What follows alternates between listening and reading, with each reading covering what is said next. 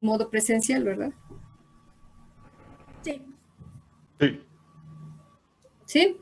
Entonces, bueno, tienen la fortuna de conocer estos sistemas de preparación de tejido aislado, los llamados sistemas in vitro. Entonces, este es un sistema in vitro. El programa, como ustedes leyeron, utiliza yeyuno de conejo, que si hubiéramos hecho la práctica en vivo, pues también utilizaríamos esa misma preparación, el yeyuno de conejo, el cual, como ven, pues se coloca en una cámara para órgano aislado, se sujeta de la parte inferior de la base de la cámara y en el otro extremo va hacia el transductor, y que este transductor lo lleva directamente pues al sistema de registro. En este caso nosotros lo que tenemos en el laboratorio pues es el Biopac.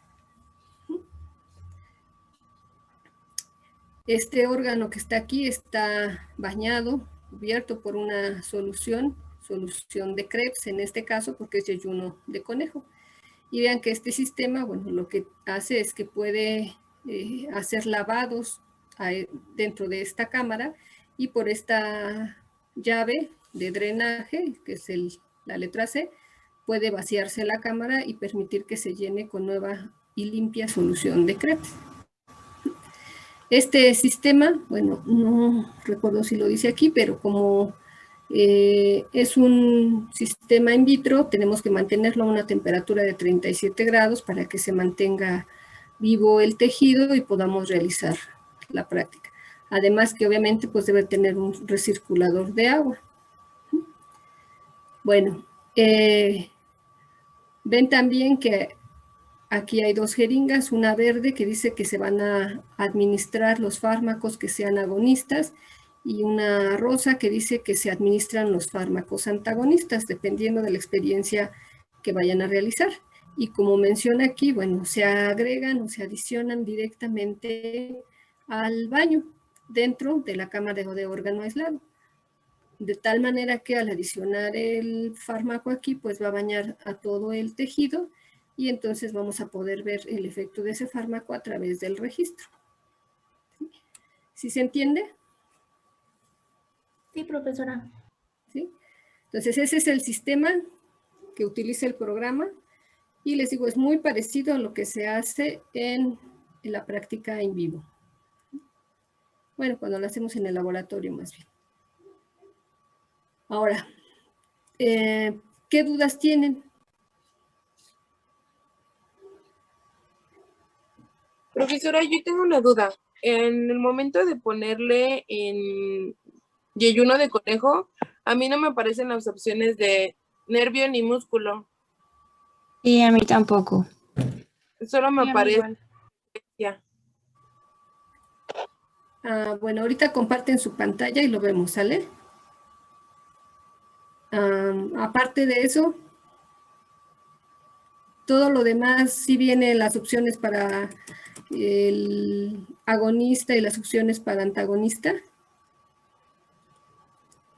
Sí vienen, pero por ejemplo en mi caso había muchas opciones, bueno, algunas opciones que no me dejaba seleccionar tampoco. Bueno, ahorita vemos. Puede ser la versión, esta la utilizamos el semestre pasado, pero no sé si cambie. ¿Alguna otra duda específica?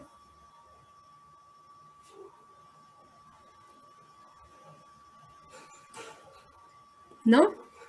Bueno, no sé si es duda o no sé si es aclaración. Es que cuando dice que hagamos el lavado con solución Krebs, nos dice que antes tenemos que parar el registro, y lo intenté hacer así, pero no me deja, si le pongo stop, no me deja hacer el lavado. Entonces tengo que dejar que continúe y hacer el lavado hasta que vuelva a la normalidad. Entonces, no sé si eso Bueno, entonces ahorita también lo revisamos. Sí, de hecho no es necesario que lo detengan para que vean que el lavado está eliminando los fármacos que ya han colocado, deben de continuar el registro. De hecho, en su registro aparece en la parte de abajo cuando hacen lavados. Entonces sí tienen que dejar correr el registro para poder ver que efectivamente ya se lavó el órgano. Más o menos igual que el programa anterior, ¿no? Que no tenían que detener el registro. Sí, es igualito que el anterior. Sí, no tiene que detener el registro, aunque el manual diga que lo detenga.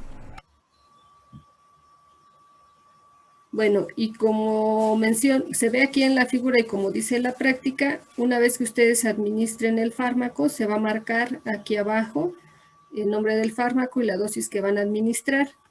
Y obviamente, pues a partir de la administración del fármaco, ustedes tienen que ver el efecto del fármaco. ¿Cuánto tiempo dice que tienen que registrar? 1 minuto y medio. No les escuché. 1 minuto y medio. Sí, y luego ya lavan para poder seguir con la siguiente experiencia. En todos los casos van a tener siempre un registro basal y luego ya el fármaco. Cuando vuelvan a lavar, van a volver a esperar que recupere su actividad y van a volver a tomar un registro basal y van a adicionar el siguiente fármaco, cuando son un solo fármaco, ¿sí? Ahora, esta es la tabla que viene en el manual. Creo que vamos a adicionar otras combinaciones, ¿no, Valentín?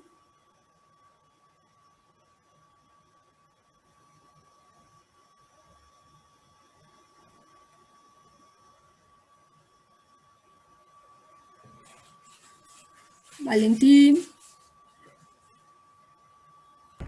Perdón, estaba hablando con el micrófono apagado. Que mis notas no hablan de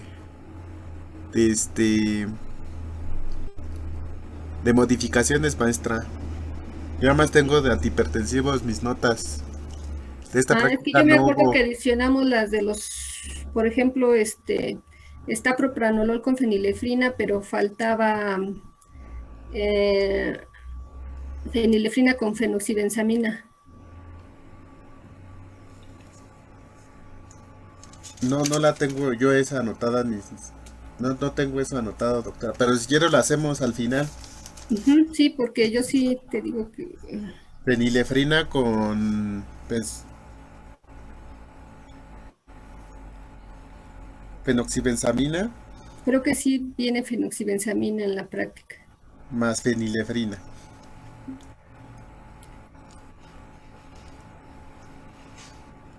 Ahora, en el caso de que son dos fármacos, por ejemplo, aquí van a hacer su primera experiencia, es adrenalina, la lavan, obtienen su basal y después adicionan 2 fármacos, el propranolol y la adrenalina. ¿Cómo los van a adicionar?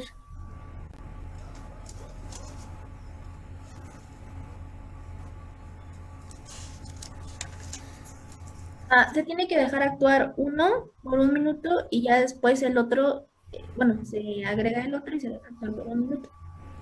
Sí, sin detener el registro. ¿Sí? Recuerden que, bueno, todavía no los vemos, pero los antagonistas, para que puedan tener el efecto, pues, o podamos ver el efecto, tenemos que dejarlos que tengan contacto con el tejido y después adicionar el agonista, si no, pues no podemos ver el efecto. Entonces, vean, primero van a tener una experiencia de un solo fármaco, después basal, la combinación de 2 fármacos, otra vez basal, un solo fármaco y la combinación de 2 fármacos. Así se van a ir. Lo que vamos a ver es primero el agonismo y luego el antagonismo, en los casos que están aquí primeros. Entonces, ¿tienen alguna duda?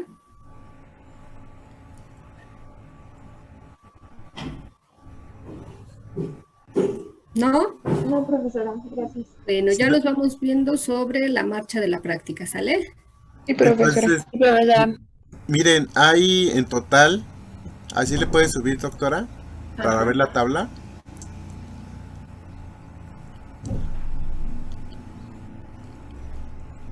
Ahí está. Son 8 experimentos. Entonces vamos a hacer 2 experimentos por equipo.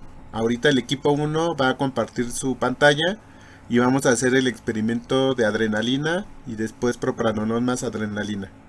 Después vamos a cambiar al equipo 2 y así sucesivamente como lo hicimos con la práctica de bloqueadores neuromusculares, para que todos Vayan preparando su... para que vayan teniendo su programa y vayan haciendo las corridas de los fármacos conforme vayamos avanzando, para que cuando les toque ya nada más nos muestren la parte que les tocaría.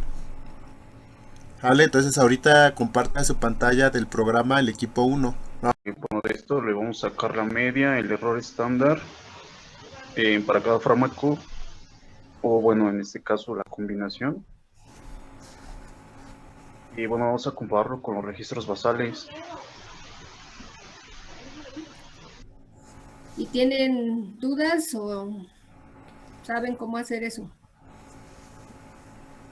En el caso de los fármacos combinados, vamos a hacer igual una gráfica por cada fármaco o ¿cómo? Ahí sí no lo entendí.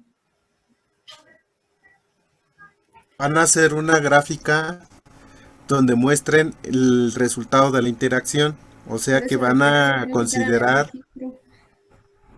el registro del último fármaco que utilizaron en la combinación.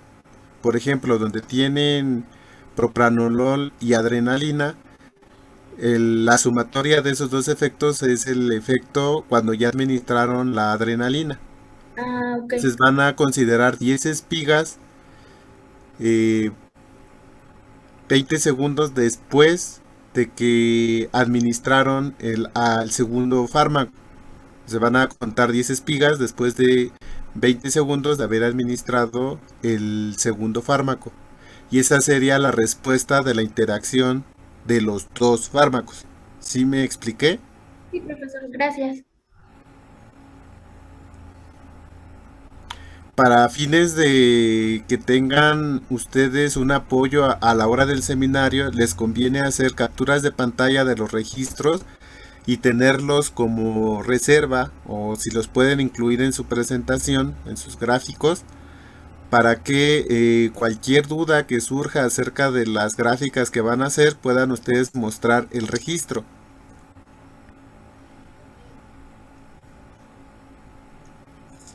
Van a hacer gráficas de barras. Aunque en el manual se explica cómo van a determinar la frecuencia, la fuerza y el tono, ¿tienen alguna duda?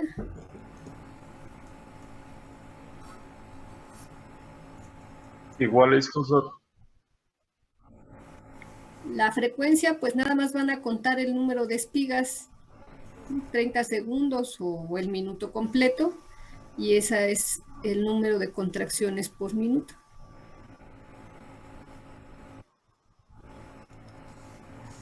Por ejemplo, profesora, para hacer una gráfica sería el registro basal, que sería la barra de registro basal, la barra de adrenalina y la barra de propanolol más adrenalina. Sí. Ok.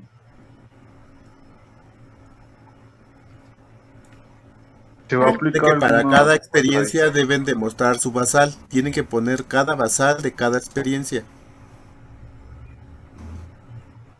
Christopher, ¿ibas a decir algo? Perdón, también aquí vamos a hacer una nova unifactorial.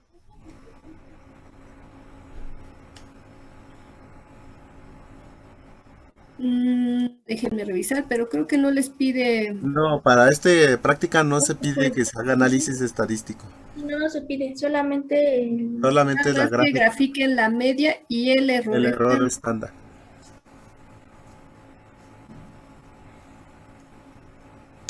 Gracias. Con respecto al tono, ¿no tienen dudas?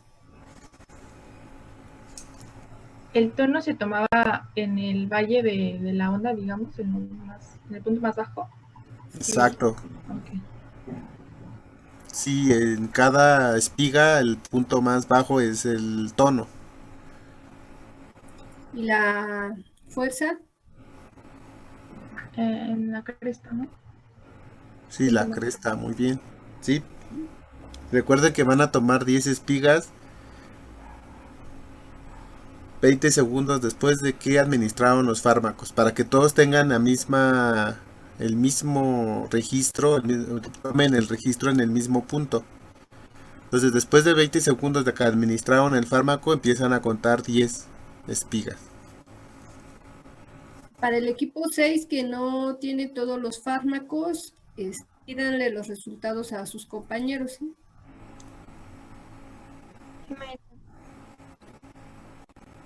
Bueno, ¿ya no hay preguntas?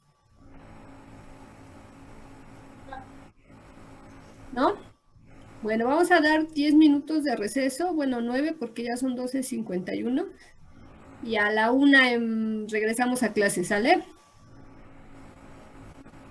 Sí, maestra. Bueno, entonces ahorita a la 1 nos vemos. ¿Ya regresamos todos?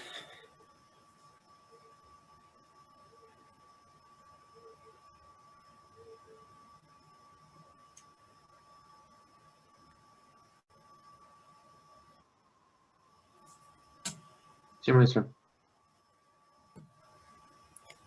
Bueno, permítanme, déjenme. Vamos a continuar con la clase, pero ahora vamos a ver a los fármacos autonómicos, específicamente a los bloqueadores adrenérgicos. El maestro todavía no termina de los agonistas, nada más que pues nos pidió que adelantáramos este tema y ya él termina el tema el martes, ¿sale? Entonces, vamos a empezar a hablar de los bloqueadores adrenérgicos.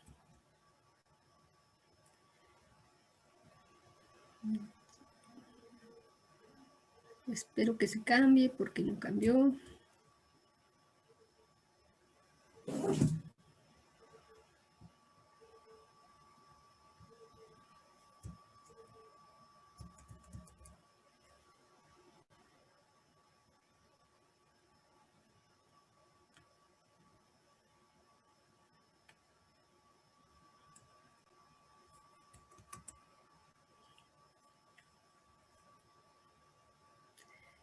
Bueno, al igual que el maestro les mostró una tabla muy similar de los fármacos adrenérgicos, también hay una gran cantidad de fármacos que son antagonistas de los receptores adrenérgicos.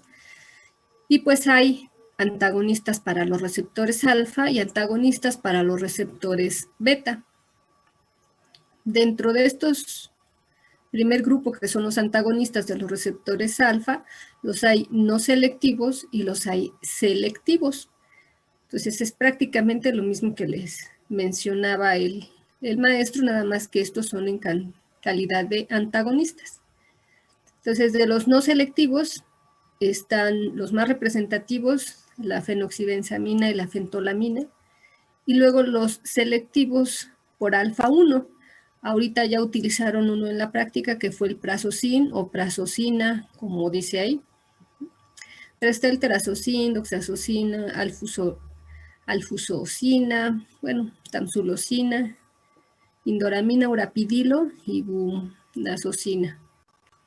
Y selectivos por alfa 2, solamente está la yoimbina. Entonces, vean que hay una gran variedad de fármacos que son antagonistas para los receptores alfa 1. En el otro lado, en el caso de los antagonistas de los receptores beta, aquí tenemos que la clasificación va por generaciones, ¿sí? Primera generación, segunda generación, tercera generación. Y también los hay no selectivos y selectivos por el receptor beta 1.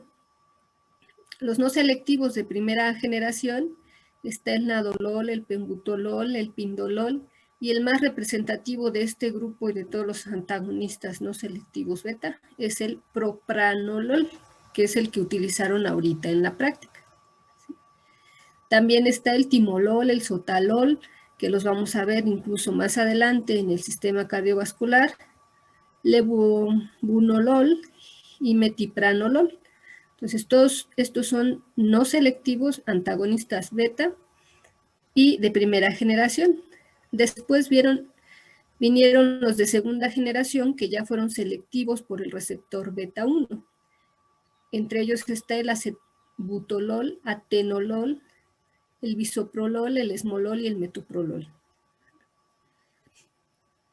Posteriormente salieron unos más nuevos que ya los llamaron de tercera generación y que no son selectivos. Entre ellos está el cartelolol, carbedilol, bucindolol y el abetalol. Incluso estos que tienen un asterisco aquí, tienen otras actividades que de hecho pues va a hacer que las revisemos también más adelante en fármacos que actúan en el sistema cardiovascular e incluso en fármacos antioxidantes.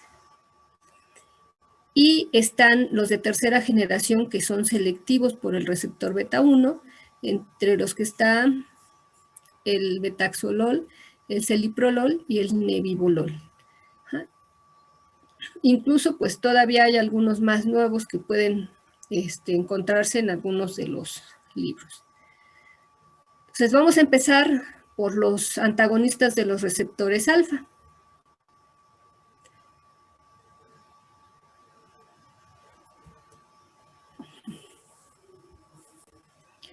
Dentro de los bloqueadores alfa adrenérgicos, de los no selectivos, los hay de los que se unen de forma reversible a los receptores alfa y de los que se unen de forma irreversible a los receptores alfa. Entonces, de los que se unen de forma reversible está la fentolamina y la tolazolina, y los irreversibles la fenoxibenzamina.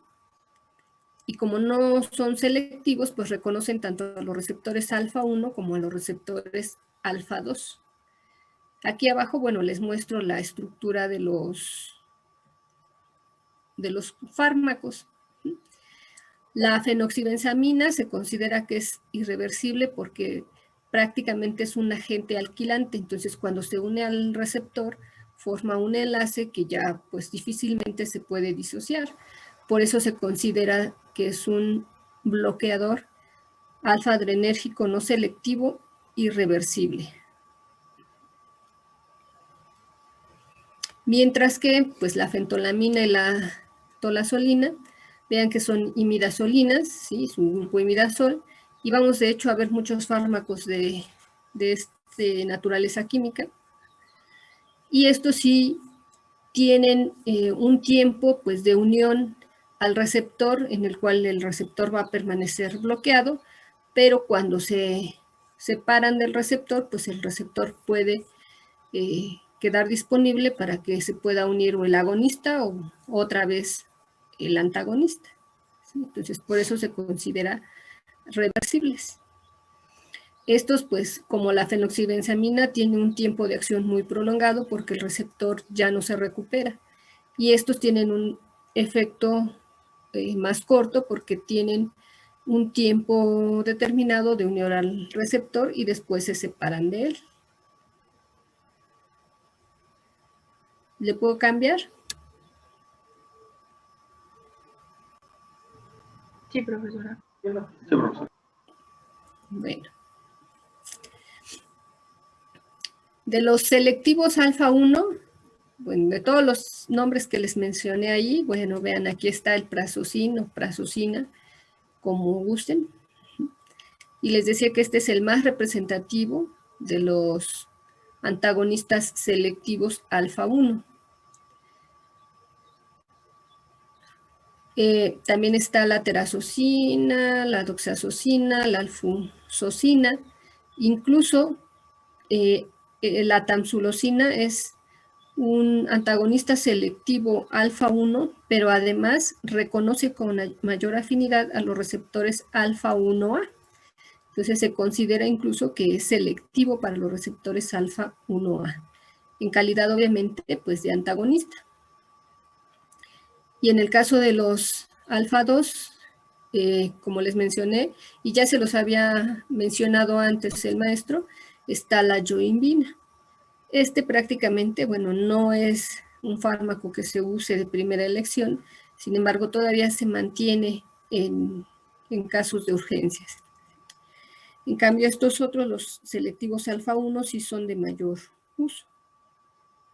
Y si ven sus estructuras, pues comparados con los no selectivos, estos son compuestos mucho más grandes, multianillados, y pues esto es lo que, de hecho, tienen muchos átomos de nitrógeno, y esto pues les da la selectividad para el receptor alfa-1.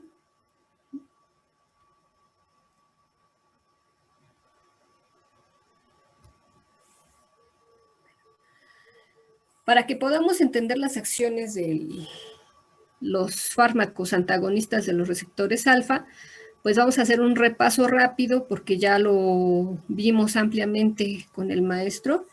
¿Qué produce la estimulación de los receptores alfa en el organismo? ¿Sí?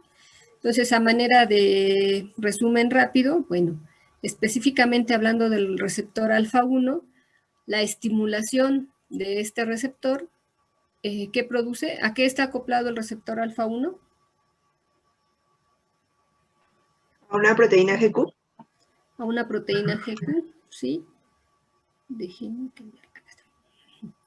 Entonces, se encuentra en el músculo liso de todos los vasos, tanto de arterias como de venas, e incluso en la uretra. Si se activa este receptor alfa-1 en este músculo en estos músculos, ¿qué va a producir? Va a promover la liberación de calcio por el IP3 y los canales de calcio dependientes del IP3 en el reticulo sarcoplasmático. Ajá, y el aumento de calcio intracelular, ¿qué consecuencia tiene en las células musculares? La contracción. La contracción. La contracción, ¿sí? Entonces, por eso este receptor alfa-1 produce contracción del músculo liso de las arterias y venas, lo que comúnmente llamamos vasoconstricción, y también produce la contracción del músculo liso de la uretra. También ya revisamos con el maestro que la estimulación de los receptores alfa-1 en el músculo radial del ojo produce contracción de este músculo. Lo que se observa como efecto es la midriasis, ¿sí? La activación del simpático en el ojo, si recuerdan que produce midriasis. También tiene efectos metabólicos. La estimulación de alfa-1 en el hígado estimula la glucogenólisis y la gluconeogénesis. Y esto pues a lo mejor se los mencionaron más en fisiología humana. Y otro efecto que tiene también la estimulación de los receptores alfa-1 es que estimula la eyaculación.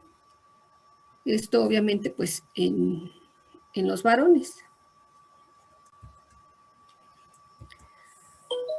Por otra parte, los receptores alfa-2, si recuerdan, el maestro se los mencionó, los receptores alfa-2 se localizan de manera más frecuente como autorreceptores en las terminaciones nerviosas de las neuronas postganglionares simpáticas, o sea, las neuronas que liberan noradrenalina, y estos receptores alfa-2, ¿a qué están acoplados? A una proteína GIO. Ajá. Por lo tanto, cuando se estimulan estos receptores en estas terminaciones que liberan noradrenalina, ¿qué efecto tienen?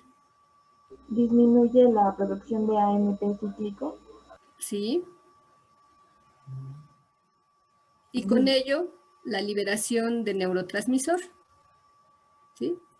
Entonces está como autorreceptor en las neuronas que liberan noradrenalina, todas las noradrenérgicas o adrenérgicas incluso, tanto a nivel periférico como a nivel central. Después vamos a revisar que a nivel central también es muy importante el sistema noradrenérgico. Y también está como heteroreceptor.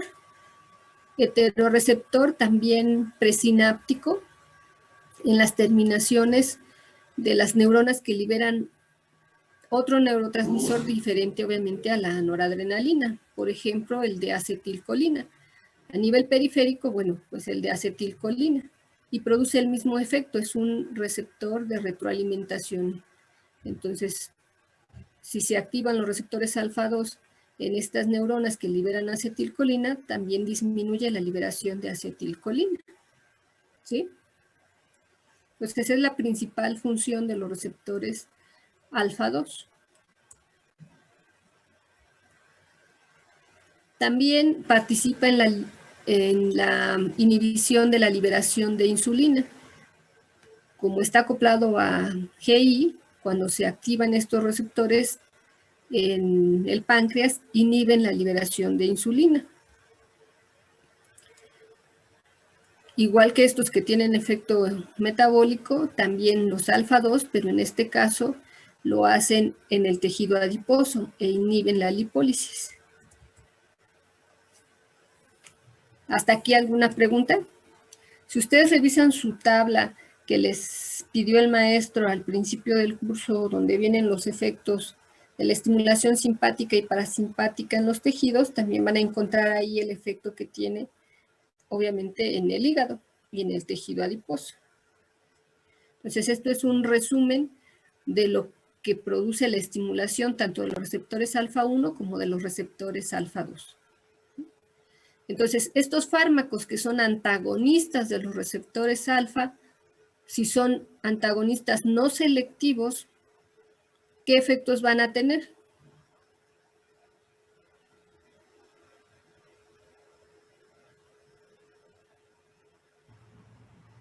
Se van a unir a los receptores de los agonistas y van a bloquear su unión. Sí. ¿Y qué efecto vamos a observar? Relajación del músculo liso. Sí. Inhibición de la glucogenólisis, glucogenogénesis. Sí. Puede ser aumento en la liberación de noradrenalina, un aumento en la liberación de acetilcolina. Sí. Con también insulina y estimulación de la lipólisis. Sí, o sea, todos los contrarios de los que les estoy mostrando ahorita. ¿Sí? Eso es para los fármacos que no son selectivos, como la fenoxibenzamina o la fentolamina. ¿Sí? Los que son selectivos para los receptores alfa-1, obviamente solo tendrán efecto sobre el receptor alfa-1 y entonces veremos el bloqueo de todas estas acciones por los fármacos. Bueno, uno muy importante y que es de hecho una de las aplicaciones que tienen estos fármacos es el bloqueo de los receptores alfa-1 en los vasos, tanto en venas como arterias. Entonces, como dijimos acá, el bloqueo de estos receptores pues, va a producir la dilatación del músculo liso tanto de arterias como de venas. Eso lleva a vasodilatación. Si se produce vasodilatación periférica, pues se disminuye la resistencia vascular periférica y esto trae como consecuencia disminución de la presión arterial. Y entonces este es uno de los principales efectos del bloqueo de los receptores alfa-1. La vasodilatación que se produce por el bloqueo y la disminución de la presión arterial.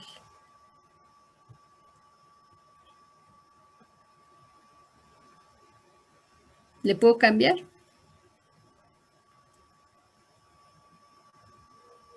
Sí, papá.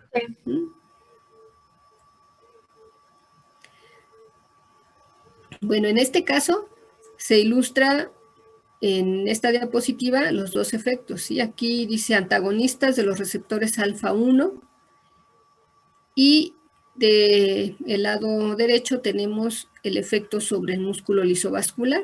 Entonces ya dijimos en la diapositiva pasada que se produce vasodilatación, disminuye como se produce vasodilatación y se puede producir tanto de vasodilatación de venas y arterias, esto va a traer consecuencias sobre la presión arterial. Si se disminuye o si se produce vasodilatación de las venas, el retorno venoso va a disminuir, y si se disminuye si se produce vasodilatación del lado arterial, también puede disminuir el gasto cardíaco, porque también pues entre el retorno venoso y la disminución de la resistencia periférica, pues disminuye el gasto cardíaco y se produce hipotensión. Entonces ese es el efecto que se puede observar. Y del otro lado, bueno, hablando de la uretra, como produce relajación del músculo liso, en el caso de la vejiga, bueno, aquí es importante porque cuando hay hiperplasia benigna de la próstata, pues hay aumento del tamaño de la próstata y a los pacientes se les dificulta mucho la micción. Entonces, estos fármacos que pueden producir bloqueo de los receptores alfa 1 aquí en la uretra van a producir la dilatación de la uretra y con ello permite la micción, y pues esto va a tener un efecto de alivio, por lo menos a los pacientes que tienen hiperplasia benigna de la próstata. ¿Sí se entiende?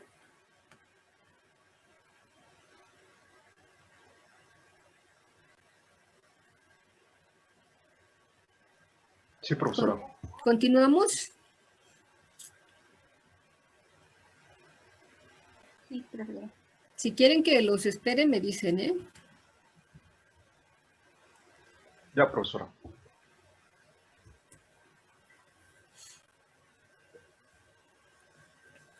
Entonces, las propiedades farmacocinéticas de los bloqueadores alfa, bueno, aquí tenemos, digamos que estos son los más usados, los más representativos. En primer lugar, pues el más representativo, el Prazosin, y después los demás, ¿sí? Tiene una biodisponibilidad de, aquí era un paréntesis, ¿sí?, del 70%, se une a proteínas en un 95%, tiene una vida media de 2 a 3 horas, y el efecto hipotensor dura de 7 a 10 horas. Entonces, vean, uno de los principales usos pues es como agente hipotensor. Después aquí vienen los demás.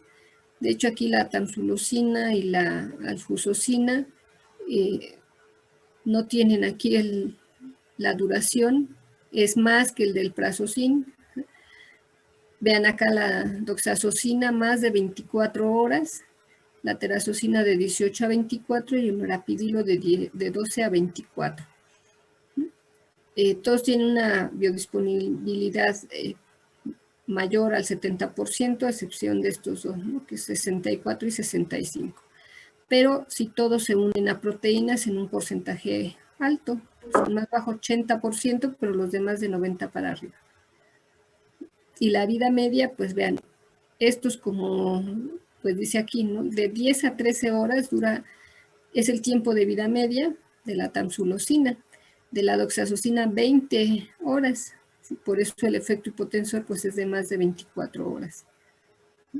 Entonces vean, el que tiene menor tiempo de vida media es el prazosin. También viene aquí pues la principal vía de eliminación, que es hepática, entonces todos se metabolizan en el hígado.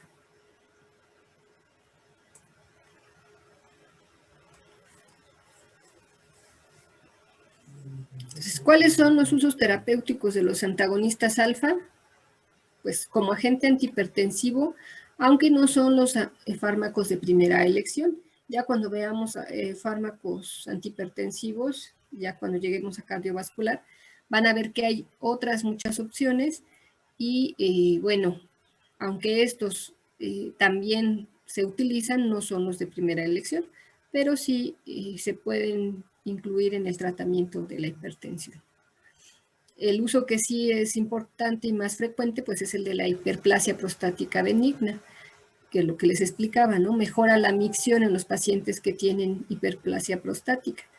Obviamente es nada más para mejorar la micción, pero no tiene ningún efecto sobre la hiperplasia. Entonces esos pacientes pues solamente sienten alivio por la micción, pero tienen que ser tratados por la hiperplasia.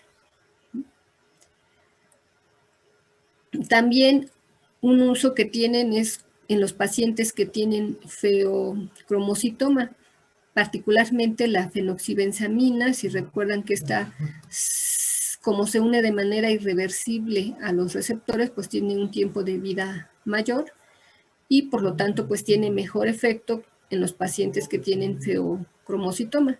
¿Saben qué es el feocromocitoma? No, profesora. No. ¿No han oído hablar de él? Bueno, el feocromocitoma se presenta cuando hay un tumor en la médula de la glándula suprarrenal y se produce un aumento en la producción de catecolaminas. ¿Qué produce la médula suprarrenal? Adrenalina. ¿Sí? ¿Y? Noradrenalina. Noradrenalina y adrenalina, en mayor proporción la adrenalina, ¿sí? Pero produce las dos. Entonces, en ese caso, hay un aumento en la circulación de adrenalina y un aumento en la circulación de adrenalina sin duda va a afectar o va a activar a los receptores alfa 1 y va a producir hipertensión. Por eso son de mucho uso estos fármacos, sobre todo la fenoxibenzamina, porque son antagonistas de los receptores alfa y pues pueden bloquear el efecto de la adrenalina. También se utilizan en el tratamiento del vasoespasmo. Un vasoespasmo es una contracción repentina de un vaso sanguíneo y pues con eso produce la falta de irrigación en ese lugar, en ese sitio, ¿sí? Y entonces pues produce un tiempo a la mejor breve o prolongado, dependiendo de la duración del vasoespasmo, en el que no va a recibir sangre el tejido. Entonces, esto se produce, por ejemplo, en la enfermedad vascular periférica y en el síndrome de Raynaud. ¿Han oído hablar del síndrome de Raynaud? No, profesora. ¿No? Bueno, este síndrome de Raynaud lo tienen algunas personas que se produce una vasoconstricción intensa frente a un estímulo y particularmente puede ser ay, permítanme tantito.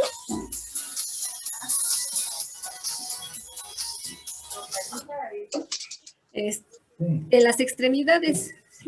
Entonces, por ejemplo, las personas que viven en lugares donde hay nieve, si salen y quieren tocar o hacer una bolita de nieve, el simple hecho de tocar el frío, pues les va a producir una vasoconstricción. El frío es un estímulo que produce vasoconstricción, pero puede ser tan grave que incluso el restringir la circulación a las extremidades puede generarles gangrena de los dedos. Entonces, en ese caso, bueno, las personas que tienen esta hipersensibilidad a poder desarrollar esa vasoconstricción, pues los antagonistas de los receptores alfa son de mucha utilidad porque evitan esa vasoconstricción. También se utilizan en el tratamiento de la insuficiencia cardíaca. Este tema pues lo vamos a revisar con mucho más detalle en la parte del sistema cardiovascular, pero bueno, es importante porque reducen la resistencia periférica y de esta manera pueden favorecer que el corazón trabaje con menos carga y pueda aumentar el gasto cardíaco. Ya lo veremos con más detenimiento cuando lleguemos a insuficiencia cardíaca.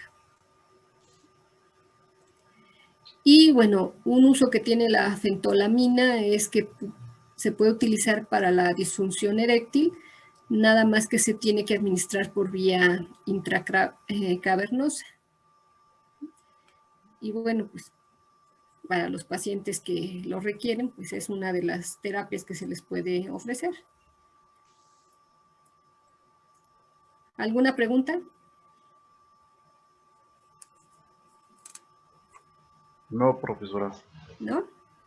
Bueno, entonces avanzamos.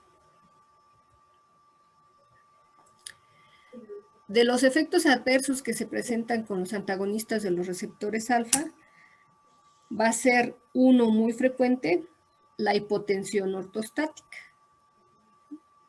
¿Por qué? Pues porque al ser antagonistas de los receptores alfa producen vasodilatación.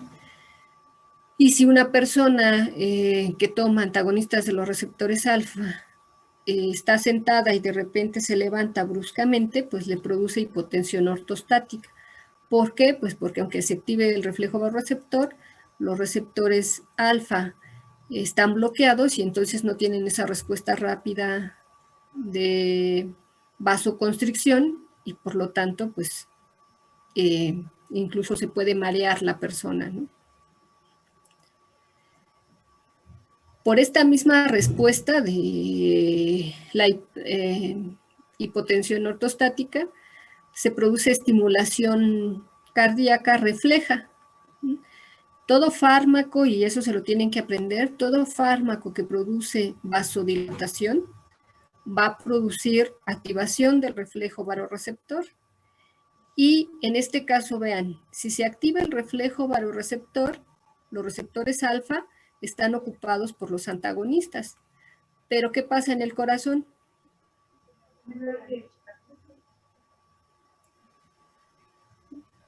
¿En el corazón hay receptores alfa? ¿Hay receptores beta? Hay receptores beta. Y esos no los antagonistan los fármacos antagonistas de los receptores alfa. Entonces, si se activa el reflejo barorreceptor, se activa el sistema nervioso autónomo, se libera noradrenalina, pero en los vasos no va a tener el efecto porque están los bloqueadores, pero en el corazón se va a liberar noradrenalina y ¿qué se va a observar? ¿Va a latir más fuerte el corazón? Bueno, se llama más que más fuerte, bueno, puede producir las dos, o palpitaciones, que es cuando late más fuerte, o puede producir taquicardia, que es cuando late más rápido, ¿sí? Ambos casos es estimulación cardíaca refleja. O sea, esta estimulación cardíaca no es por el bloqueo de los receptores. Esta estimulación cardíaca se produce por la respuesta refleja del reflejo barorreceptor. ¿Sí queda claro? Sí, profesora. Bueno, otro efecto que vamos bueno, les voy a mencionar, pero de hecho lo van a ver más ahora que terminemos de ver los agonistas, es la congestión nasal leve.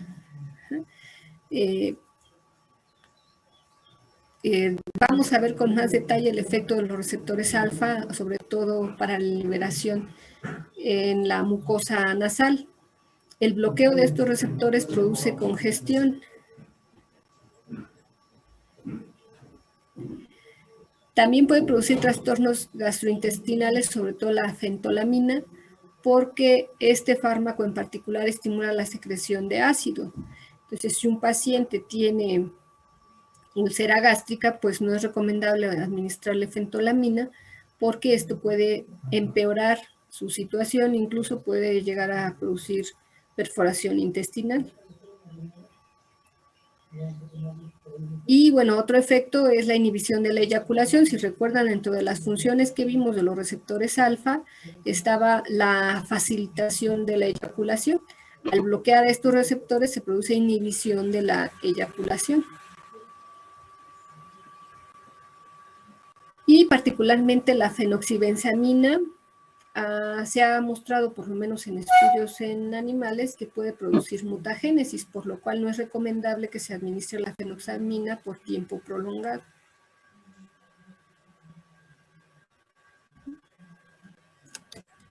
¿Alguna pregunta? No, profesora. No, profa. ¿Avanzamos?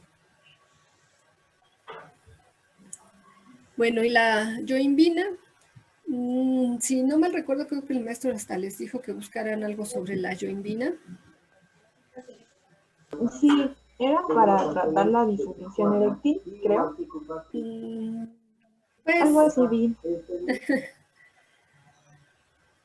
Sí, se usa sobre todo en veterinaria, pero bueno, se mal usa o se le dio mal uso en los humanos, pero el efecto realmente que tiene la yoimbina es el antagonismo o antagonista de los receptores alfa 2. ¿Sí? Y pues bueno, como ya mencionamos, si estos receptores alfa 2 se encuentran como autorreceptores en las terminales noradrenérgicas y son receptores de retroalimentación, al bloquear estos receptores, pues lo que se produce es el aumento de la descarga de las terminales noradrenérgicas y con ello aumento de la concentración de noradrenalina. Una característica importante de la yoimbina es que puede atravesar la barrera hematoencefálica y por eso se le han atribuido pues, esos efectos de, que aumenta la libido y por eso es que hicieron mal uso de la yoimbina. Pero bueno, el efecto directo de la yoimbina a nivel central es el aumento de la presión arterial porque antagoniza los receptores alfa 2 y por lo tanto se puede aumentar el tono noradrenérgico y con ello aumentar la presión arterial y pues la frecuencia cardíaca. También por su acción central se ha observado que mejora la actividad motriz, pero incluso esta actividad puede llegar a producir temblores. Entonces, prácticamente la yoimbina pues es un fármaco que ya no está en uso directo, digamos, en clínica, pero bueno, se puede llegar a utilizar en algunos pacientes que puedan ser refractarios a otros tratamientos antihipertensivos. Incluso aquí uno de los usos que se le ha dado es para el tratamiento de la neuropatía diabética, pero actualmente ya hay otros fármacos que tienen mejor efecto y menos efectos adversos y que pueden ser de mayor utilidad para el tratamiento de la neuropatía diabética.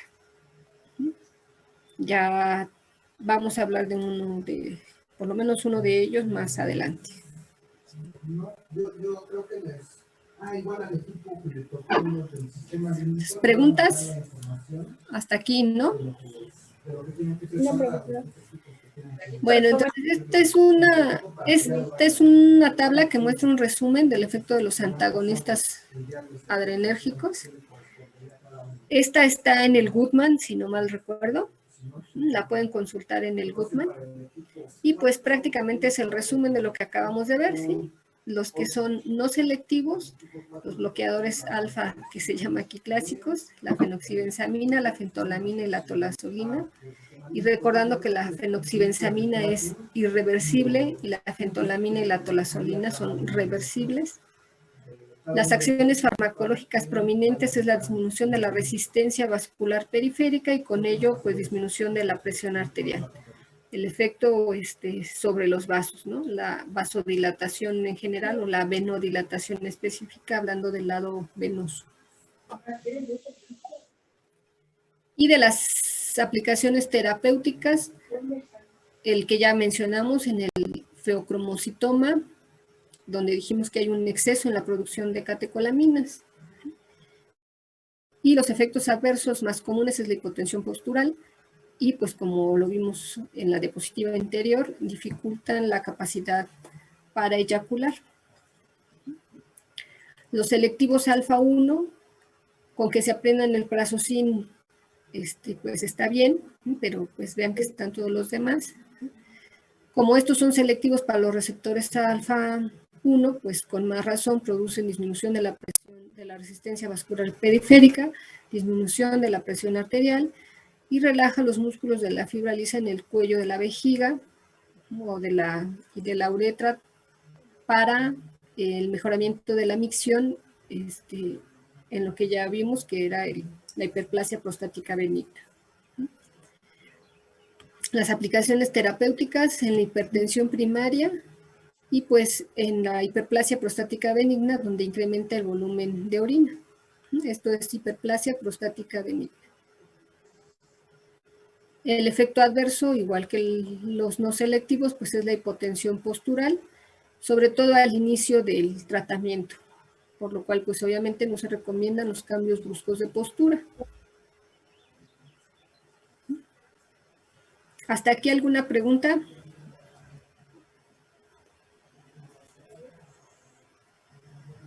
Todo bien, profesor. ¿No? No. Bueno, entonces continuamos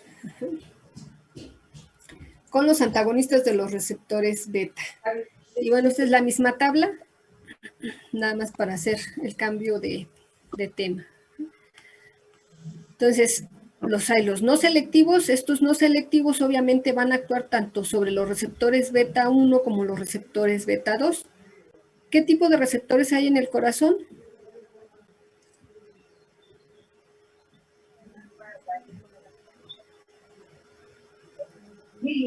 ¿Ya me lo dijeron hace rato? Beta 1 y 2. Beta 1 principalmente son beta 1. ¿Sí? ¿Y dónde hay receptores beta 2? En los bronquios. En el músculo lisobronquial. ¿Sí? Entonces, es muy importante por lo menos estos dos sitios donde tienen receptores, por un lado beta 1 en el corazón y beta 2 en los bronquios, en los pulmones. Entonces, estos que no son selectivos, pues van a actuar tanto antagonizando a los receptores beta, tanto beta 1 como beta 2. Y obviamente, pues, a lo mejor los efectos adversos, pues, van a ser mayores. En el caso de los que son selectivos beta 1, pues obviamente tienen esa selectividad para actuar con mayor preferencia en el corazón o donde haya receptores beta 1 con mayor densidad. Entonces aquí están las estructuras químicas de los bloqueadores de los receptores beta. Aquí vean al propranolol, y así lo tienen que escribir porque si no esto se los va a poner mal en el examen o se los ponemos mal en el seminario. Es propranolol. Está el timolol, el nadolol, el pindolol, carbendilol, abetalol. Entonces, son algunos de los, ya vimos que hay muchos antagonistas de los receptores beta y estos particularmente pues son no selectivos. Las estructuras estas que les muestro aquí son del Guttman, entonces las pueden consultar directamente en el Guttman para que las puedan tener en su cuaderno.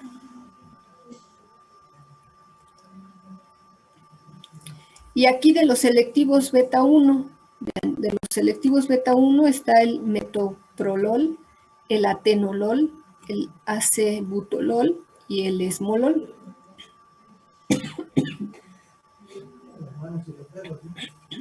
Entonces también se tienen que aprender un selectivo beta 1. Cualquiera de estos son pues por lo menos 4 que les muestro aquí.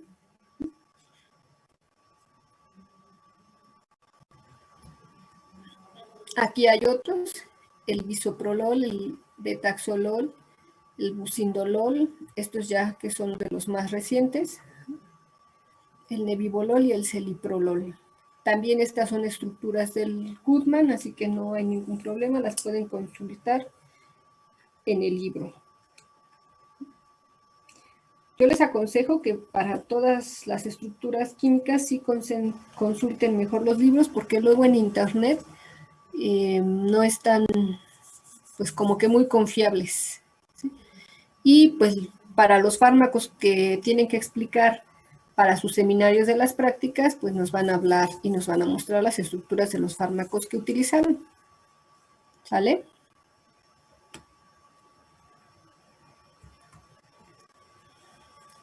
Bueno, entonces, ¿cuál es el efecto del bloqueo de los receptores beta no selectivos? Como les acabo de mencionar, pues son no selectivos, por lo tanto pueden bloquear tanto a los receptores beta 1 como los receptores beta 2. Y obviamente, pues uno de los sistemas que va a ser afectado va a ser el sistema cardiovascular. ¿Por qué? Pues porque va a actuar en los receptores beta 1 del corazón y frecuencia y fuerza, bueno, va a afectar la frecuencia y la fuerza de contracción cardíacas, el trabajo y el consumo de oxígeno del corazón y obviamente la presión arterial. También afecta el ritmo cardíaco, la automaticidad de las fibras cardíacas y pues el efecto directo pues puede utilizarse como antiarrítmico. Y muchos van a querer, como nosotros, hacer examen antes de salir de los cines. Entonces, esta semana va a ser tremenda. Bueno, en el aparato respiratorio, que es el otro sistema que yo les comentaba, el bloqueo de los receptores beta va a producir broncoconstricción. ¿Recuerdan a qué están acoplados los receptores beta? Una proteína GS. A la proteína GS. Entonces, en el músculo liso de los bronquios, ¿qué consecuencia tiene la activación del receptor beta? Es músculo liso. Muy bien, sí, nos vemos el martes entonces. El maestro les estuvo mostrando ahí la célula que tenía los receptores alfa, los receptores beta. ¿Qué efecto tiene? Broncodilatación. Broncodilatación, ¿sí? De hecho, bueno, es muy importante los receptores beta 2 en el corazón para producir broncodilatación. Por lo tanto, el efecto de estos bloqueadores que no son selectivos, que pueden bloquear tanto los receptores beta 1 como los receptores beta 2, pues producen broncoconstricción.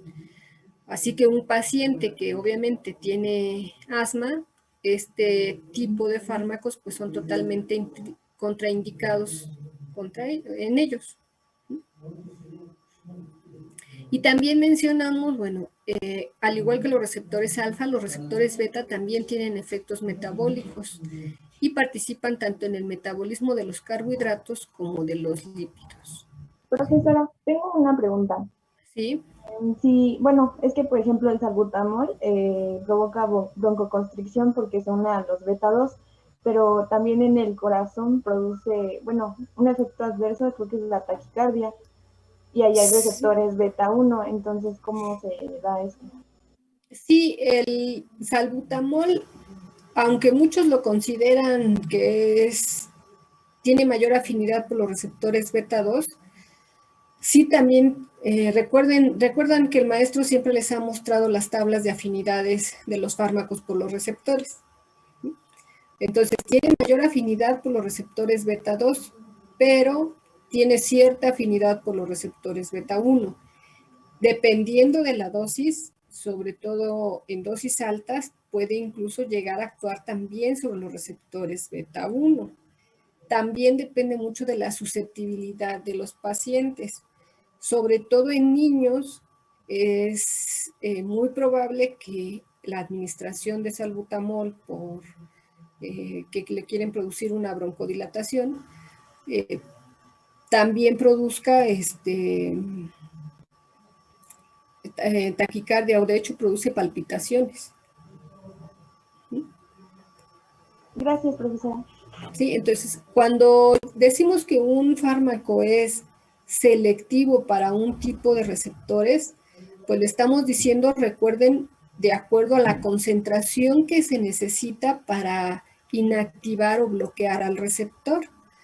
Entonces, estamos hablando de de concentraciones a la mejor de 1 por 10 a la menos 9, 1 por 10 a la menos 6, 8, ¿no?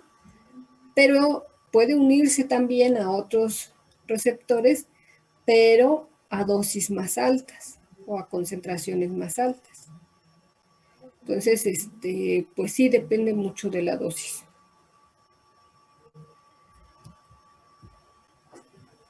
¿Sí? Bueno, en el caso de los bloqueadores selectivos beta 1, pues obviamente en donde tienen mayor efecto, porque además son los más sensibles a la acción, pues son los del corazón. Y el bloqueo de los receptores beta 1, pues va a traer como consecuencia toda la disminución en la actividad que obviamente produce el simpático. Porque el simpático cuando se activa, pues produce noradrenalina y esta actúa sobre los receptores beta 1 en el corazón. Entonces, al bloquear estos receptores, pues se observa todo el efecto contrario, que es disminución de la frecuencia cardíaca, disminución de la fuerza de contracción, disminución de la frecuencia cardíaca, del gasto cardíaco y por ello de la presión arterial. En el caso de la fuerza de contracción, pues disminuye la fuerza de contracción, disminuye el volumen sistólico y con esto puede disminuir el gasto cardíaco y la presión arterial. ¿Sí? Entonces, estos receptores particularmente pues son importantes por el efecto que tienen en el corazón y su relación con la presión arterial.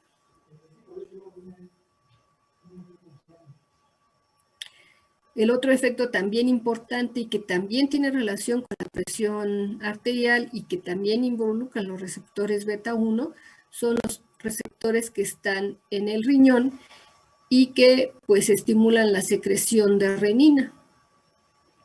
Cuando veamos el sistema o repasemos el sistema renina-angiotensina-aldosterona, vamos a ver con más detenimiento dónde están los receptores beta y cómo se produce la estimulación de renina. ¿Sí? Cuando se activa el simpático, se aumenta este sistema también, se produce el aumento de angiotensina y pues la angiotensina tiene sus efectos en los vasos y tiene sus efectos en el riñón sobre la producción de aldosterona y la aldosterona tiene su efecto más bien en el riñón. ¿Sí? Entonces, el bloqueo de estos receptores beta 1 pues disminuye la secreción de renina y con ello disminuye toda la actividad del sistema renina-angiotensina-aldosterona. Por lo tanto, disminuye la angiotensina y al disminuir la angiotensina se produce vasodilatación, disminuye la resistencia periférica y con ello disminuye la presión arterial. Por el lado de la aldosterona, bueno, como disminuye la secreción de la aldosterona, disminuye la reabsorción de sodio y agua, disminuye el volumen sanguíneo, disminuye el gasto cardíaco y disminuye la presión arterial. Entonces, estos fármacos, pues, tanto su acción en el corazón como por su acción en el riñón, son de utilidad en el tratamiento de la hipertensión, ¿no? Porque pueden disminuir la presión arterial.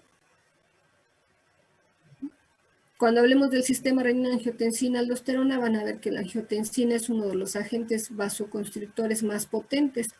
Por lo tanto, al disminuir su producción por bloqueo de la secreción de renina, pues esta ya no va a producir vasoconstricción, al contrario, pues se ve la vasodilatación. Y eso pues contribuye a la disminución de la presión arterial. ¿Alguna duda hasta ahorita?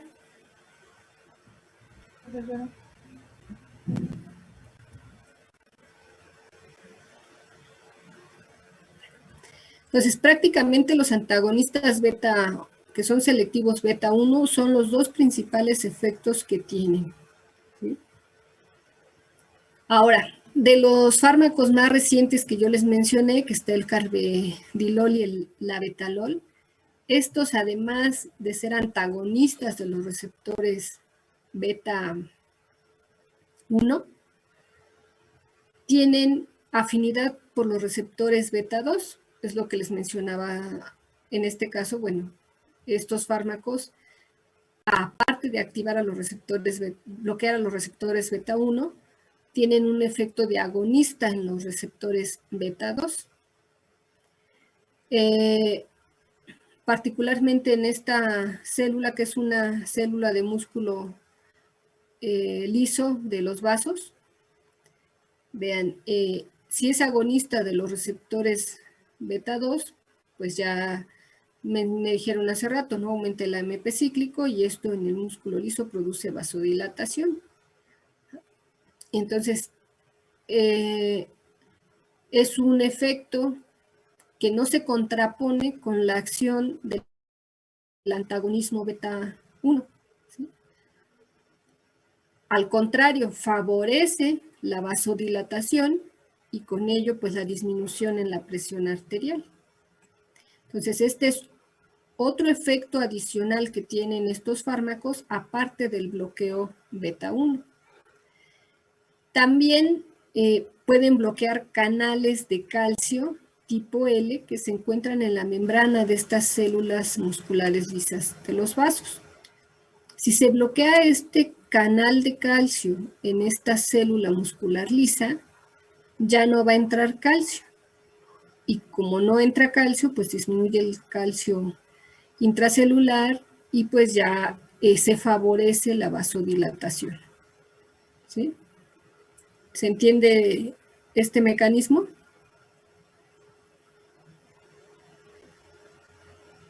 ¿Se entiende el bloqueo de los canales de calcio? ¿Sí? Bueno.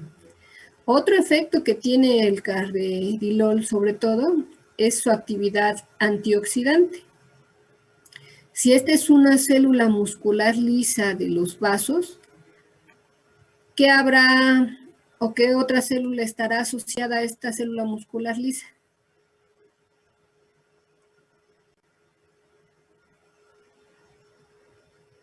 El endotelio. El endotelio. Y ustedes hicieron de tarea pues el sistema de transducción del óxido nítrico. ¿Dónde se produce el óxido nítrico? En la célula endotelial. En la célula endotelial. Y una vez que se produce en la célula endotelial, pues va a difundir a la célula muscular lisa. ¿Y qué efecto tiene el óxido nítrico en la célula muscular lisa? Vasodilatación. Produce vasodilatación, sí, aquí está señalado el mecanismo. De hecho, el óxido nítrico es un potente agente vasodilatador. Sin embargo, como se está produciendo óxido nítrico aquí, este óxido nítrico, ustedes saben que es un radical y como tal, pues puede unirse o puede interaccionar con especies de oxígeno reactivas y formar especies de nitrógeno reactivas que van a producir la oxidación de lípidos, de proteínas, pueden producir daño o disfunción endotelial e incluso llevar a la apoptosis de la célula, o sea, la muerte celular.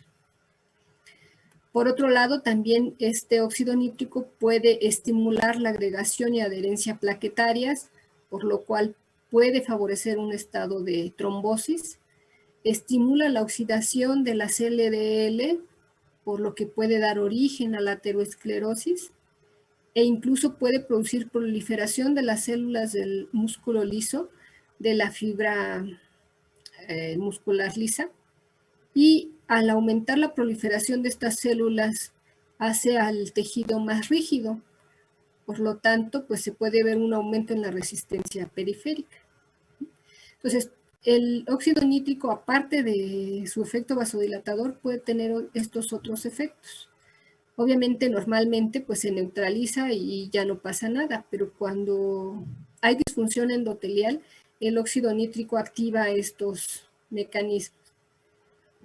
Entonces, estos fármacos como el carvedilol tiene también actividad de ser antioxidante y por lo tanto puede disminuir el efecto tóxico que tienen los radicales en cuanto a la oxidación de lípidos, de proteínas y disminuir el daño endotelial.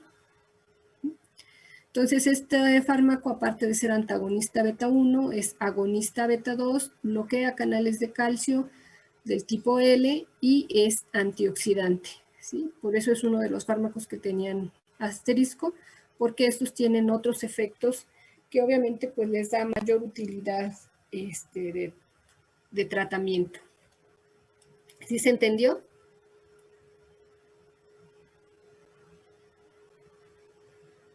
Sí, profesora. ¿Sí?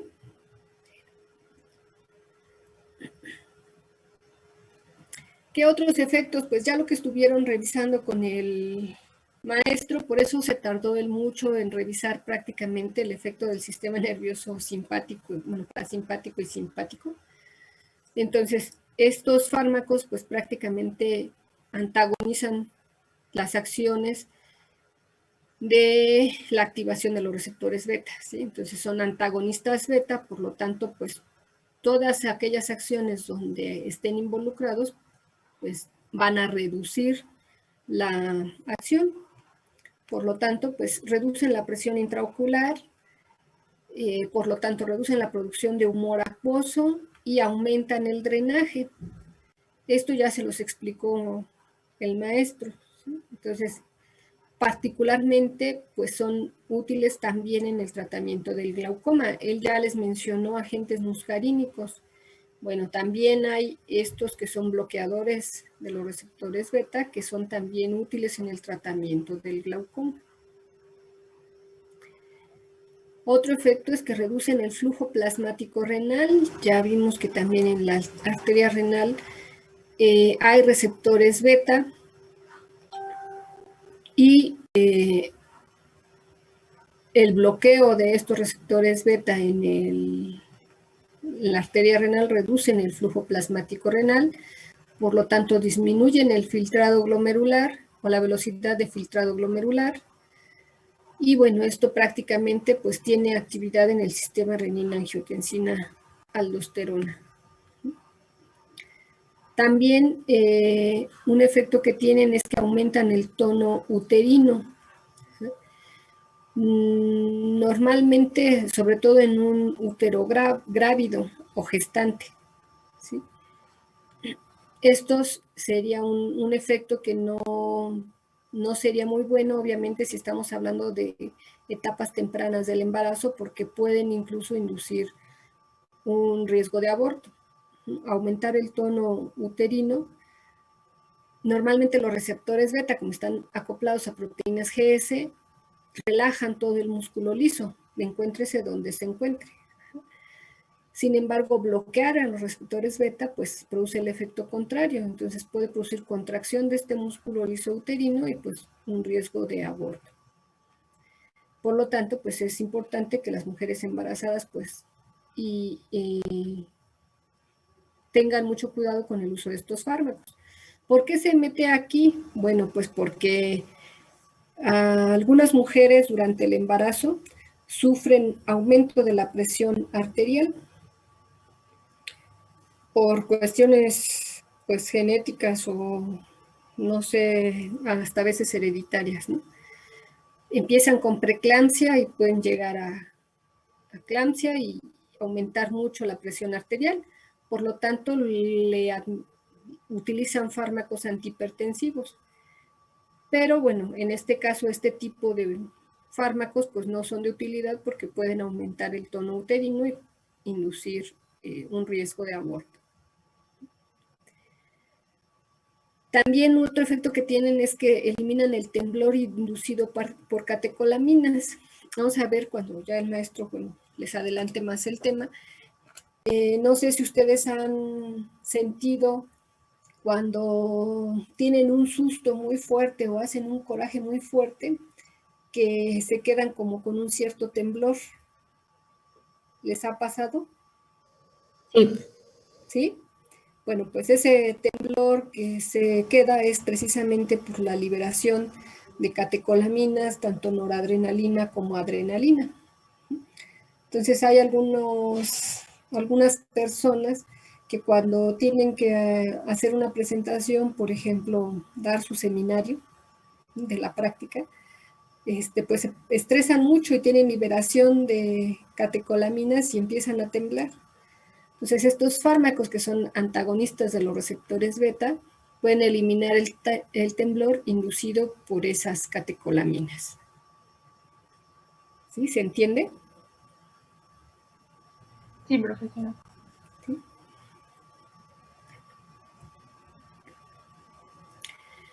Estas son propiedades de los fármacos bloqueadores beta. Creo que traigo la del Goodman. Aquí está la del Goodman. Vamos a revisar mejor la del Goodman.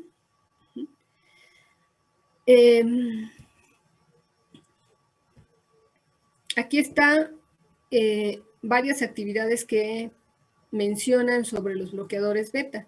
Uno es la actividad estabilizadora de membrana, actividad agonista intrínseca, liposolubilidad, magnitud de la absorción, biodisponibilidad oral, tiempo de vida media y la fijación a proteínas, ¿sí? Esta actividad estabilizadora de membrana, prácticamente quien la presenta de manera clásica es el propranolol. Cuando hacemos la práctica en el laboratorio, bueno, les toca explicar con mucho detalle esta actividad estabilizadora de membrana. Porque el propranolol prácticamente tiene esta actividad.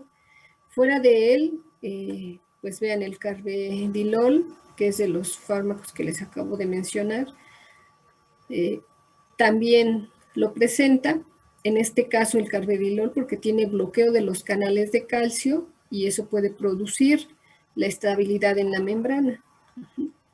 Pero en el caso del propranolol, se puede ver un bloqueo de los canales de potasio y pues con ello también producir ese efecto estabilizador de membrana. Canales de sodio. De sodio, perdón. Ah, ya regresó, maestro. Ya tiene rato que te estoy escuchando. Ah, ¿termino? Pues sí, por favor. Sí, bueno. Pues ya está terminando. Ya sí, ya iba a acabar. Actividad agonista intrínseca. Agonista, bueno, aquí es bloqueadores beta no selectivos de primera generación, que son los que tenemos aquí. Aquí está el propranolol, que como les mencioné, el más representativo. Esto no se los había dicho. Bueno, bloqueadores beta con selectividad por beta 1, los de segunda generación, los beta con actividades adicionales, que son de tercera generación, los que acabamos de revisar. Entonces, agonista intrínseca, no me acuerdo, el 0 es que no tiene, porque son antagonistas, ¿sí? En calidad de antagonistas. Y agonista, bueno, el cartelolol o el acebutolol, aunque es más débil esta actividad que la del bloqueo.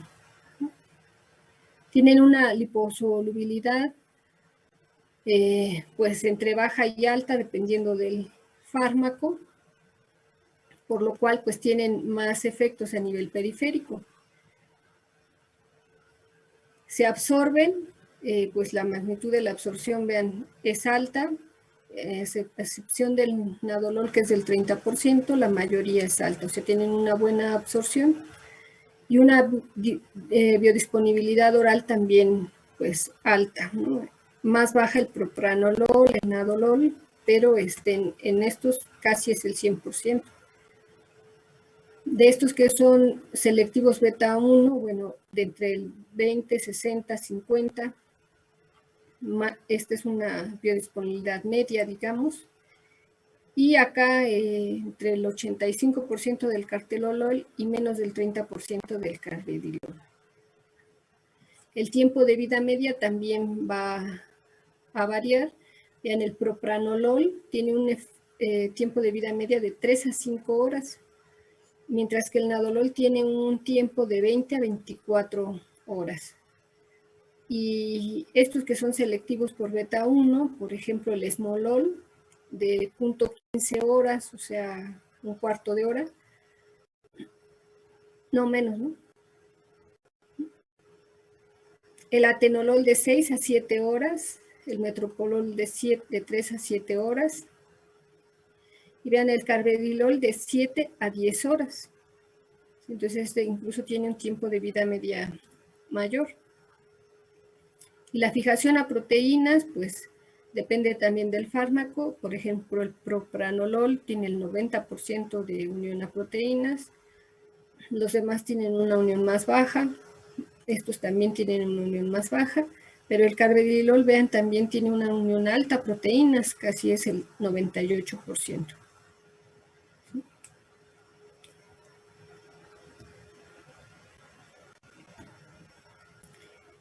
Y bueno, aquí están los fármacos de tercera generación con mecanismos adicionales a los de vasodilatación. Producción de óxido nítrico, pues el cartelolol, el celiprolol, nebilolol. O sea, estos fármacos pueden inducir la producción de óxido nítrico y ya vimos que el óxido nítrico pues produce vasodilatación.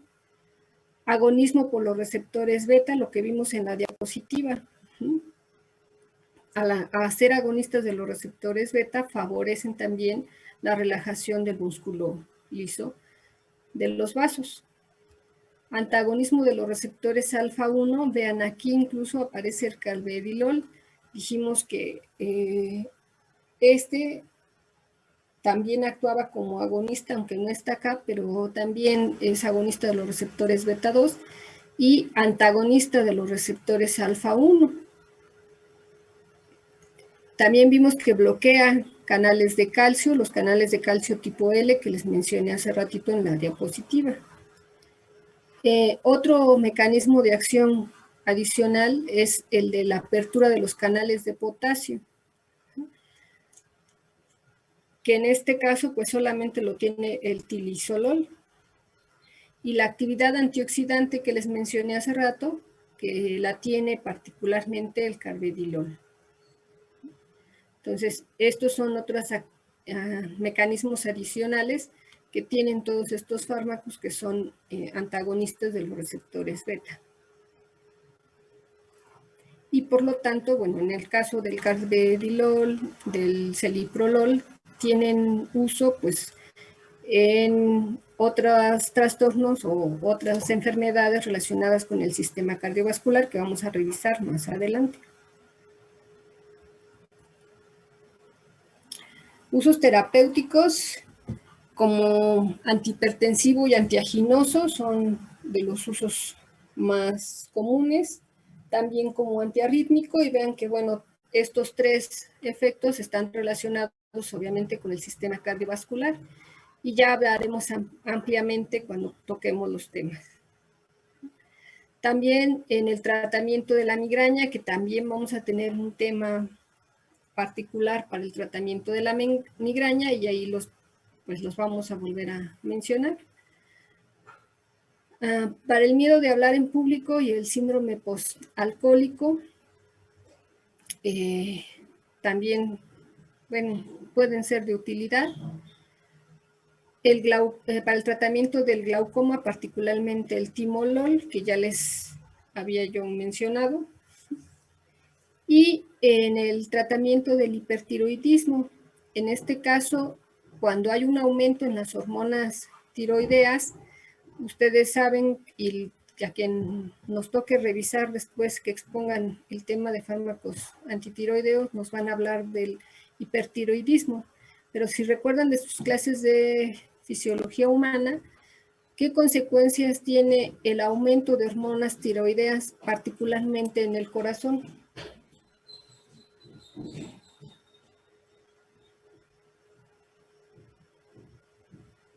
¿Recuerdan? Creo que aumentaba la expresión de los receptores. Sí, muy bien. Ese efecto tiene. Entonces, cuando hay aumento en las hormonas tiroideas, hay aumento en el número de receptores beta en el corazón y por lo tanto una liberación normal o una activación normal del sistema simpático puede producir efectos obviamente aumentados como taquicardia o palpitaciones. Por lo tanto, estos fármacos que son bloqueadores de los receptores beta pueden reducir los efectos cardiovasculares, obviamente inducidos por las hormonas tiroideas.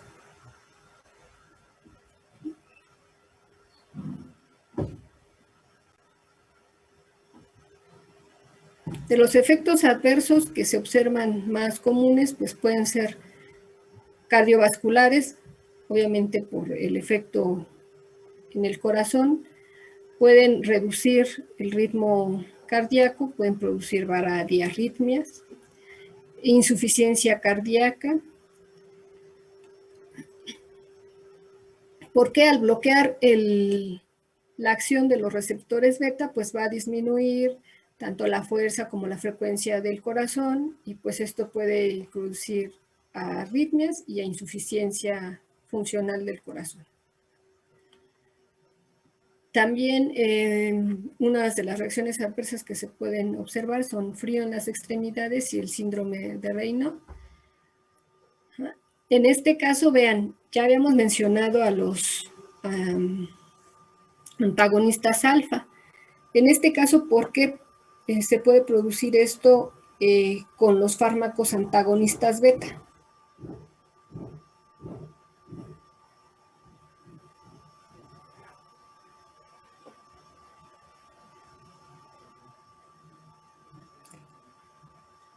¿Me pueden explicar alguien?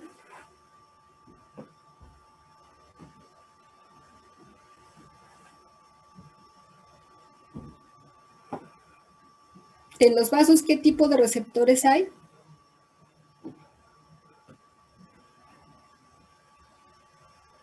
Ahí vean su tabla. ¿Beta 2? Nada más beta 2. Alfa 1 y alfa 2. ¿Y qué efecto tiene la estimulación de los receptores beta? Dilatación.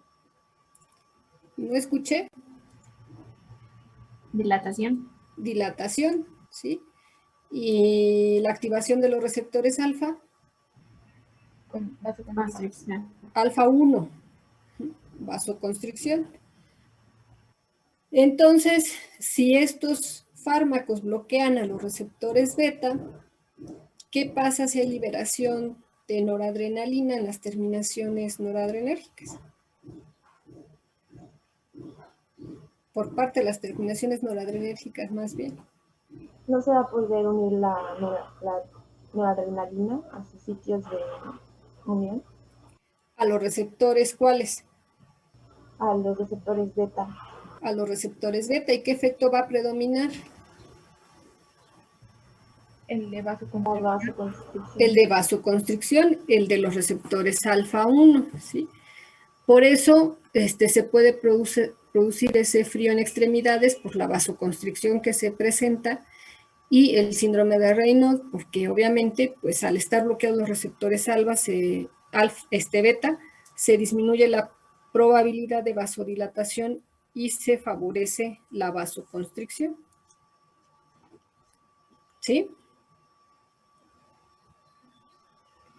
Sí, profesor. Otros efectos adversos es la interrupción brusca en pacientes que tienen insuficiencia cardíaca. Entonces, esto puede agravar los síntomas de la angina, puede aumentar el riesgo de arritmias, incluso puede producir la muerte súbita. Entonces, en pacientes que tienen este tipo de tratamiento con los fármacos antagonistas beta, no se puede interrumpir bruscamente el tratamiento porque puede generar, pues, incluso la muerte súbita, ¿sí? ¿Con cuáles fármacos? Pues con el propranolol y particularmente con el metoprolol, porque este es selectivo beta 1. Por lo tanto, pues les digo, no se pueden retirar de manera brusca en pacientes que ya tienen tiempo con este tipo de tratamiento. También tienen otros efectos adversos porque pueden producir broncoconstricción grave en pacientes con asma, sobre todo los bloqueadores que son no selectivos. Y bueno, algunos que se presentan, fatiga y alteraciones de sueño, pero con aquellos que son un poco más liposolubles, porque los que no son liposolubles, pues no llegan al sistema central. Y bueno, tienen también que tenerse cuidado con algunas interacciones farmacológicas que tienen este tipo de fármacos, sobre todo porque pueden estarse utilizando como cotratamiento de otras enfermedades que tenga el paciente comórbidas, aparte de la hipertensión, por ejemplo, ¿sí? por ejemplo, si tiene hipertensión y está, además tiene hiperlipidemia, pues puede estar tomando un agente antihipertensivo y un agente hipolipemiante. Pero en este caso, pues no se recomiendan que se administren bloqueadores beta si se va a administrar, por ejemplo, colestiramina o colestipol, porque estos son fármacos hipolipemiantes, ¿no? Porque disminuyen su absorción. Entonces, pues no se puede administrar este tipo de fármacos porque estos fármacos van a interaccionar con la absorción de los bloqueadores beta. También con fármacos que induzcan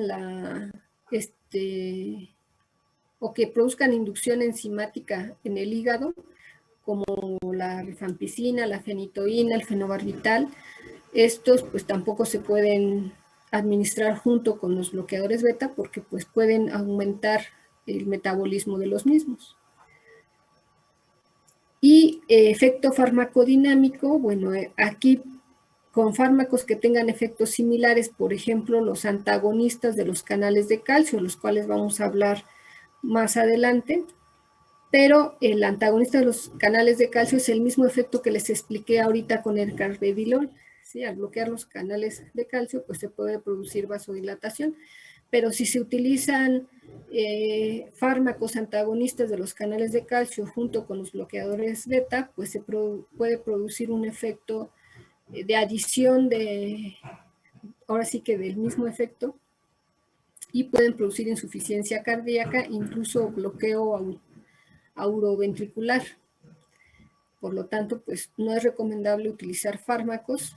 En este caso podría ser el verapamil con el propranolol o con el metoprolol, por ejemplo, pues no es conveniente utilizarlos. Tampoco pues con agentes antiarrítmicos, porque pueden producir bradicardia grave, incluso bloqueo auriculoventricular. Con fármacos antihipertensivos, porque pueden potenciar el efecto hipotensor. Con fármacos antiinflamatorios, porque reducen el efecto antihipertensivo. O con aminas, pues en este caso como la adrenalina o agonistas adrenérgicos, porque disminuyen el efecto pues antihipertensivo. En este caso, pues es un antagonismo farmacológico.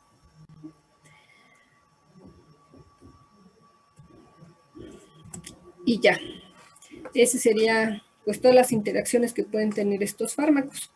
¿Hasta aquí alguna pregunta? No, profesora. No, profesora. No, profesora.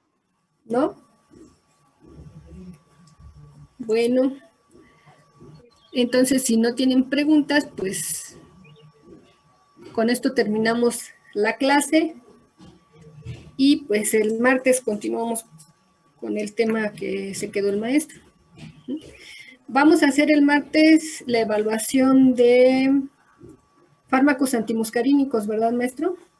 Sí. Entonces, hacemos el de antagonistas adrenérgicos el miércoles. Los seminarios de las prácticas 1 y 2 van a ser el jueves. ¿Sí? Los dos van a ser el jueves para que se preparen. Porque el examen va a ser a la siguiente semana, ya el primer parcial. Una vez que realicemos los seminarios de las dos prácticas que incluye este parcial, pues a la siguiente semana está programado el primer parcial. Profesora, disculpe, tengo una duda acerca de las gráficas de la primera práctica. No sé si... ¿Ya las tienes ahí? Sí. Si quieres, comparte tu... Permítame tantito.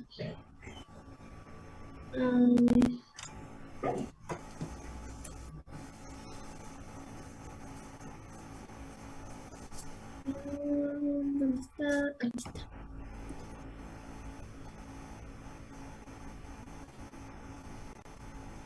¿Ya se ve?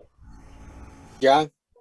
Es que tenemos dudas con lo de la concentración. No sé si poner la concentración así como logaritmo o como lo puso mi compañera, así como normal, como la que tenemos. La escala en la abscisa, la escala de la concentración tiene que ser en logaritmo. El logaritmo base 10 de las concentraciones que utilizaron en la práctica. Ah, ok. Ok, profesor. Muchísimas gracias. A ver, antes de que le cambies, aprovechando la diapositiva que nos estás mostrando, mira, por ejemplo, esa escala que tiene de 0 a 150 hace que se aplanen las curvas. Yo te recomiendo que le cambies a 120, por ejemplo, y no 150 para que no se vean tan bajitas. ¿Sí me explicó? Ok. Sí, gracias. Ay, no sé. Ah, ya. Nada más era eso, profesores. Gracias. Profesor, sí, una pregunta con la dosis inhibitoria 50. ¿Es interpolando en la gráfica? Sí. Ah, bueno, a ver, por favor, Otra vez. pon la gráfica nuevamente.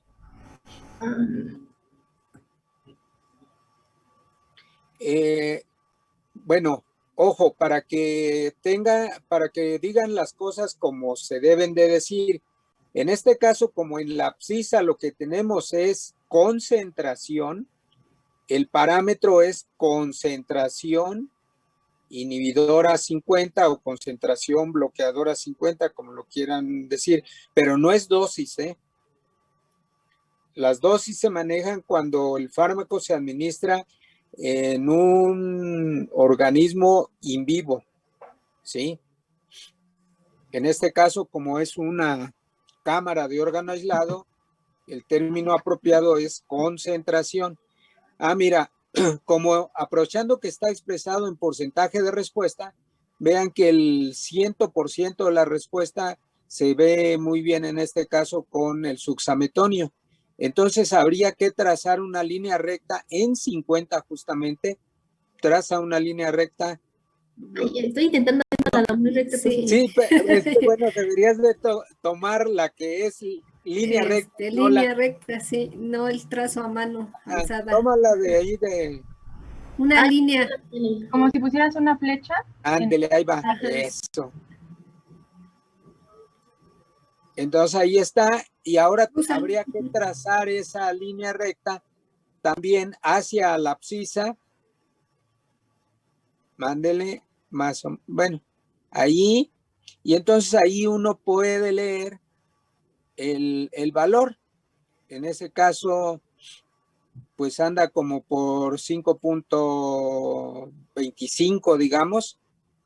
Y habría que, bueno, ese sería el valor, menos 5.25, el valor en logaritmo, y habría que sacarle el antilogaritmo. ¿Sí queda claro? Y lo mismo, bueno, ese sería para el suxametonio, y para la detubocurarina sería en donde atraviesa la línea ahí, ajá, hacia abajo. Y entonces, por ejemplo, para la detubocurarina sería como de menos 6.5 el logaritmo, y habría que sacar el antilogaritmo para tener la concentración. Ok, profesor. Muchas gracias. Ah, bueno, a ver, esto se señala así en la práctica porque si tuvieran que calcularlo, por ejemplo, con la ecuación de la recta, solamente tienen en los tres casos, digo en los dos casos, tanto para detubocurarina como suxametonio, solo tendrían 3 puntos para sacar la línea recta. Todos los demás no les sirven porque no hay relación concentración-efecto. Entonces, con 3 puntos nada más les quedaría un grado de libertad y no tiene sentido hacer una recta de regresión. En todo caso, si tienen posibilidad y pueden modelar con la ecuación del sigmoide, de 3 o de 4 parámetros, entonces sí sería válido calcular la concentración efectiva 50, pero con la ecuación del sigmoide. Pero si no tienen acceso a la ecuación del sigmoide, entonces es mejor calcular la concentración efectiva 50 o bloqueadora 50, mejor dicho, gráficamente, así como está señalado. ¿Queda claro? Sí, pero... Sí, profesor. Bueno, ¿más preguntas? Profe, bueno, Alan, ¿le puedes adelantar a las de gráfica de barra? Es que yo hice... Perdón, la quité. Sí. El análisis de varianza unifactorial, pero me arrojó que no había diferencia significativa. ¿En cuál? En esa, en la... Ajá, eso, penetración. Pues yo apostaría que sí hay. Okay. Sí, voy a verificar eso entonces porque... Sí, miren, por ejemplo, es que hay seguro que haya entre la barra verde y la barra azul, la barra verde y la barra naranja. Si tienen 5 datos para cada barra. ¿Qué dato, qué prueba hiciste? El de varianza unifactorial. Ah, ok. ANOVA. ANOVA. ANOVA, ajá. ANOVA unifactorial. Una observación a tus gráficas. Por ejemplo, aquí la barra verde que te está mencionando el maestro, ahí una corresponde a lavado, pero en la siguiente gráfica la barra verde corresponde a neostigmina. Sí, entonces eso es tienen que unificar el color para cada fármaco. ¿Sí? O sea, si el lavado va a ser verde en todas las gráficas, el lavado va a ser verde. Sí, pero... ¿Sí? Y la neostigmina le dan su color y siempre que usen neostigmina pónganle el mismo color y así para suxametonio y betubocurarina. ¿Y su basal? Lo que pasa es que la gráfica que vamos a presentar es en porcentaje de respuesta. La había hecho en fuerza de compresión, entonces ya después la corregí. Pero la dejé para precisamente revisarlo.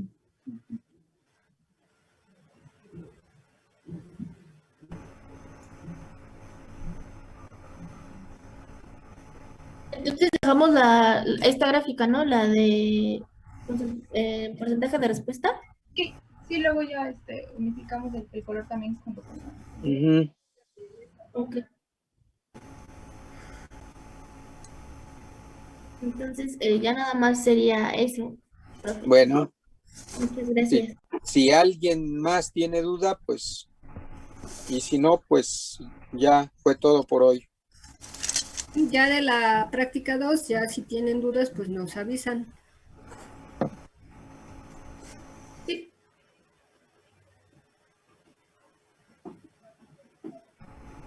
Gracias, profesora. Muy bien. Bueno. Que descansen en el fin de semana largo. Ah, sí, es cierto, hasta el martes. El lunes no hay clases. Hasta luego. Gracias, hasta luego.